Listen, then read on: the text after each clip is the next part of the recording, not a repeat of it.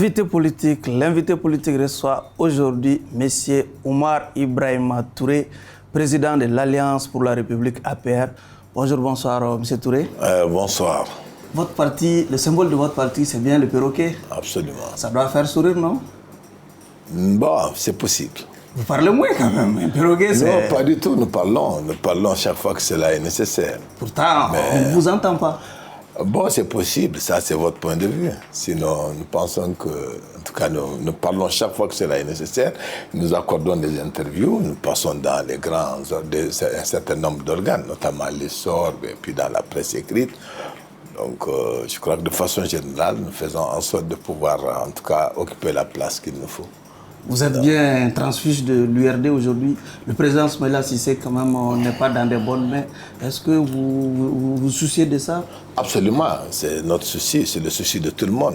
Parce que ce qui est arrivé à Smaïla peut arriver à tout le monde. Chacun de nous doit vraiment prier pour qu'il soit libéré rapidement. Je crois que dès que cela a été fait, nous avons eu également notre réaction. Nous avons écrit à la direction de l'URD pour non seulement marquer notre solidarité et dire franchement tous nos souhaits et toutes nos prières en direction de notre grand frère et frère, en tout cas camarade Smaïla Cissé.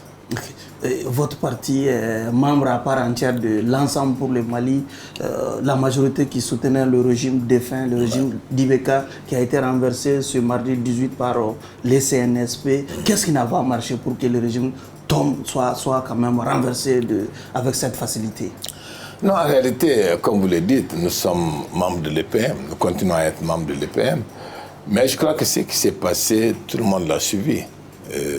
Franchement, je crois que nous n'allons pas utiliser la langue de bois pour dire que les choses marchaient très bien. Tout le monde sait qu'on était pratiquement dans une sorte d'impasse, que nous traversons une crise multidimensionnelle, à la fois sécuritaire, politique, économique, sociale. Je crois qu'il y a beaucoup d'éléments qui nous inquiétaient et qui pouvaient nous dire que, attention, quelque chose pourrait arriver. C'est là que, effectivement, le coup d'État qui est arrivé, bon, c'est vrai, personne ne le souhaite. Et c'est regrettable. Je crois qu'on arrive à ce niveau-là. Mais je crois que vraiment, il y a des ingrédients qui étaient là. Malheureusement. Et il y a quand même le Premier ministre, Dr Bou Cissé, et le président de l'Assemblée nationale, Moussa Tembine, qui sont tous aux arrêts aujourd'hui, entre les mains du CNSP. Est-ce que vous réclamez leur libération? Absolument. Vous savez que dès que le CNSP a pris fonction, a demandé également à nous rencontrer, nous faisons partie de ces partis-là qui ont été les premiers à être reçus au ministère de la Défense par le CNSP. Et je crois que c'était les préoccupations de tout le monde. Nous avons demandé au CNSP d'élargir tout ce qui avait été arrêté, toutes les personnalités qui sont entre leurs mains, parce que nous considérons que ce sont des prisonniers politiques. Je crois qu'à l'entame vraiment de nos différents, à l'entame de la rencontre, je crois que non seulement nous avons condamné ce qui s'était passé, mais également nous avons demandé l'élargissement de ces personnalités-là. Bon, jusqu'à présent, nous suivons ça de très près. Chaque fois que nous avons l'occasion de les rencontrer, ce sont des questions sur lesquelles nous revenons. Le CNSP a appelé à la tenue d'une concertation nationale ou des concertations. Est-ce que vous êtes preneur de cette solution? Absolument, nous avions été informés parce que le lundi dernier, le CNSP nous a demandé une rencontre. On était au ministère de la Défense. Il y a eu cette rencontre où ces assises-là nous avaient été annoncées. Et nous avons dit, nous avons même félicité le CNSP pour avoir pris cette initiative de faire en sorte que l'ensemble des Maliennes et des Maliens se retrouvent pour parler du Mali. Et à ce niveau, nous avons dit que le CNSP a tout notre soutien. Donc ça veut dire que nous serons présents à ces assises-là et nous allons contribuer. Parce que nous pensons qu'aujourd'hui, le Mali a besoin de tous ses fils. Il faut non seulement que nous maintenions le dialogue, que nous puissions vraiment continuer à échanger entre Maliens pour trouver les solutions qu'il faut. Pourtant, quand on écoute de l'autre côté, au niveau du mois du 5 juin, on estime que le CNSP doit surtout privilégier, en tout cas, les camps du M5 par rapport aux autres camps. Bon, effectivement, c'est leur façon de voir les choses et c'est tout à fait normal. Je crois que c'est légitime parce que tout le monde a suivi que depuis quand même, pas des mois, mais depuis plus d'une année, ceux qui composent également aujourd'hui le M5 étaient pratiquement dans la rue. Je crois que chacun de nous sommes des hommes politiques. Nous savons que nous avions, en tout cas, la majorité était contestée, le président de la République avait été contesté.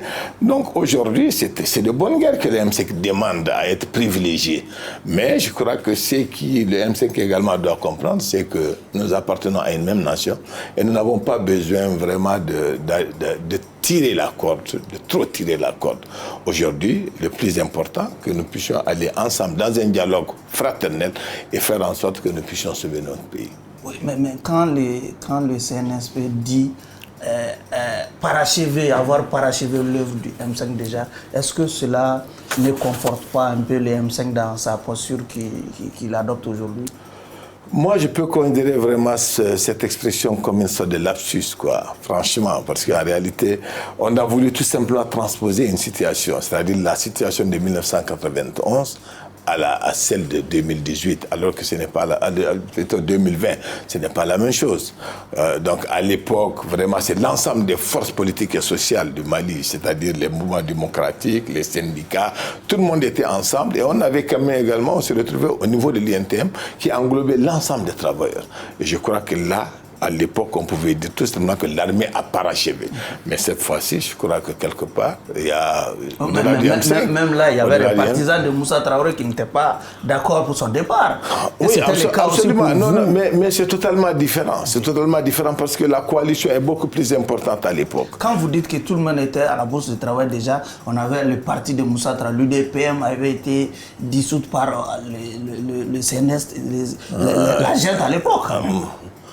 Non, moi je dis, quand vous prenez le processus qui a conduit au départ de Moussa Traoré, en réalité, il y a un combat qui a été mené. Et ce combat qui a été mené a regroupé l'ensemble des forces politiques et sociales à l'époque.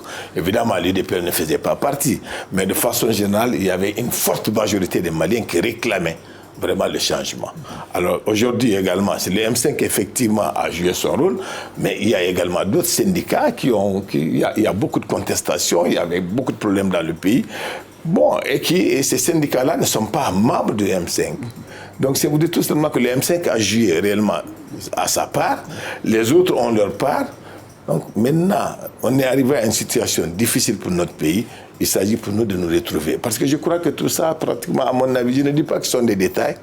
C'est normal que chacun cherche une légitimité, mais je crois qu'au-delà de la légitimité, il y a le Mali. C'est le Mali qui est le plus important. Justement, les états-majors des partis commencent à dérouler leurs propositions de sortie de crise. Est-ce qu'au niveau de l'APR, vous avez réfléchi dans ce sens déjà?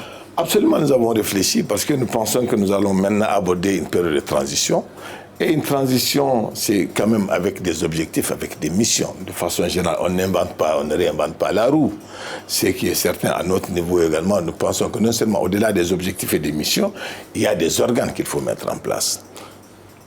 Pour nous, il s'agit d'aller tout simplement là. Pour la transition, il s'agit de faire en sorte de ramener l'ordre constitutionnel. Que le Mali retrouve rapidement l'ordre constitutionnel. Effectivement, il y a un certain nombre d'autres questions qui pourraient être gérées, notamment des réformes possibles.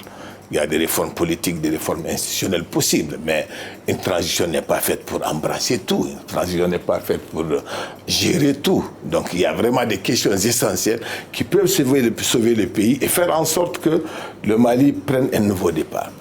De façon générale, je crois que c'est pour les objectifs et les missions, nous pensons que ce sont des éléments qui sont très clairs et qui sont contenus dans la première déclaration du M5.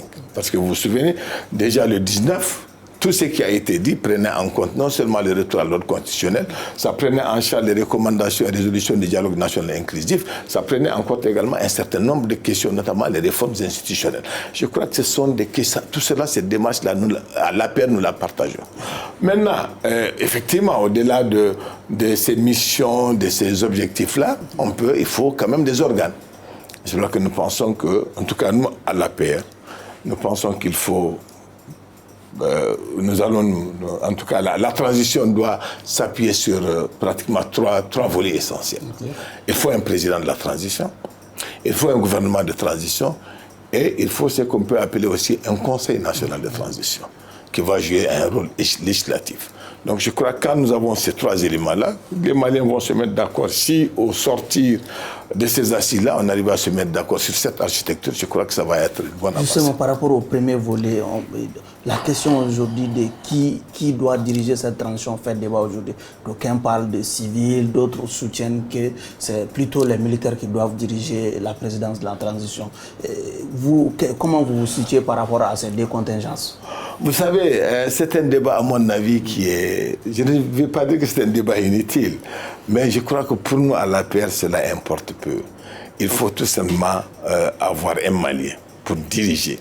Un Malien qui remplit un certain nombre de conditions. Que ce soit militaire ou civil? Que ce soit militaire ou civil. Là est-ce qu'on ne va pas courir le risque d'être en déphasage avec l'international, avec nos partenaires internationaux? Nous comprenons. Quand on sait que la CEDEAO a demandé un président civil, la France également, et même le M5 réclame un président civil.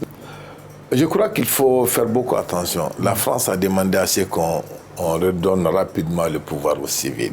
C'est-à-dire qu'on retourne à l'ordre constitutionnel, mais n'a pas dit qu'il faut faire en sorte que la transition soit dirigée par un civil. Mais ce qu'il faut retenir, c'est que toutes les décisions internationales sont alignées sur celles de la CEDEAO. C'est la CEDEAO qui est la locomotive.